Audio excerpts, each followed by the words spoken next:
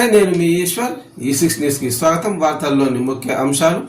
రాష్ట్రంలో అసెంబ్లీ సమావేశాలు కొనసాగుతున్న ఎమ్మెల్యేలు ఎమ్మెల్సీలకు ఓరియంటేషన్ ప్రోగ్రాం నిర్వహిస్తున్న విషయం తెలిసిందే. అయితే స్పీకర్ ఏకపక్షంగా వ్యవహరిస్తున్నారంటూ ఎమ్మెల్యే ఓరియంటల్ కార్యక్రమాన్ని బహిష్కరిస్తున్నట్టు కేటీఆర్ వ్యాఖ్యానించారు.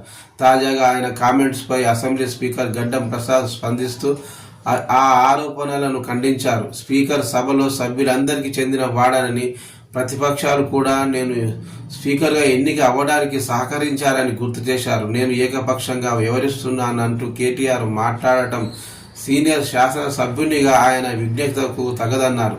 బీఆర్ఎస్ వాళ్ళు ప్రజల్లో విశ్వాసం కోల్పోతున్నారు, అందుకే నాపై అనుచిత వ్యాఖ్యలు చేస్తున్నారని విమర్శించారు. ఓడిపోయినా ఇంకా అధికారంలో ఉన్నామనే భ్రమలో ఉన్నారని చురకలంటించారు. సభలో అధికార పార్టీ ఎన్ని అవకాశాలు ఇచ్చినా ప్రతిపక్షం సద్వినియోగం చేసుకోవడం లేదని విమర్శించారు.